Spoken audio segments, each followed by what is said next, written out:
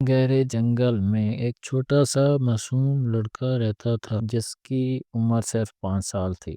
نہ وہ کسی کا نام جانتا تھا نہ اپنی پہچان۔ وہ تنہا تھا، جنگل کے درختوں کے سائے میں بھٹکتا رہتا، کھانے کے لیے کبھی درختوں سے پھل توڑ لیتا، کبھی دریا کا پانی پی کر اپنی پیاس بجھا لیتا۔ ایک دن وہ بھوک سے بے حال ایک درخت کے نیچے بیٹھا تھا کہ اچانک ایک لومڑی اس کے قریب آئی۔ وہ حیرت سے لومڑی کو دیکھنے لگا۔ لومڑی نے اس کی معصومیت کو دیکھتے ہوئے اس پر حملہ نہیں کیا، بلکہ خاموشی سے اس کے پاس بیٹھ گئی۔ وہ لڑکے کو غور سے دیکھتی رہی، جیسے اسے کچھ سمجھنے کی کوشش کر رہی ہو۔ کچھ دیر بعد ایک اونٹ وہاں آ نکلا۔ اس نے لڑکے کو دیکھا اور اپنی لمبی گردن جھکا کر اس کے چہرے کو سونگھنے لگا، جیسے وہ اس کی حالت کا اندازہ لگا رہا ہو۔ اونٹ کو دیکھ کر لومڑی پیچھے ہٹ گئی اور لڑکا حیرت سے اونٹ کو دیکھنے لگا۔ وہ اونٹ کے بڑے اور نرم ہونٹوں کو دیکھ کر مسکرایا، جیسے پہلی بار کسی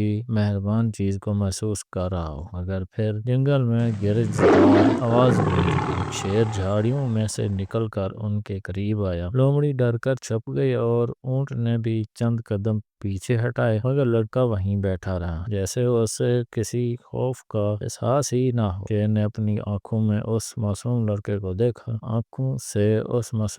کو دیکھا جو کمزوری اور بھوک سے نڈھال تھا۔ وہ شیر دھیرے دھیرے آگے بڑھا اور لڑکے کے پاس بیٹھ گیا۔ شاید وہ اس کی بے بسی کو محسوس کر چکا تھا۔ جنگل میں درندے ہوتے ہیں، مگر کبھی کبھار وہ انسانوں سے زیادہ انسانیت کا مظاہرہ کرتے ہیں۔ وہ بچہ نہ بولا، نہ ہنسا، نہ رویا۔ شاید وہ سب کچھ بھول چکا۔ جنگل کے جانوروں نے اسے تنہا نہیں چھوڑا، مگر وہ انسانوں کی دنیا کو یاد کرتا رہا جسے وہ کھو چکا تھا۔ یہی جنگل کی خاموشی اور اداس کہانی تھی، جہاں درندے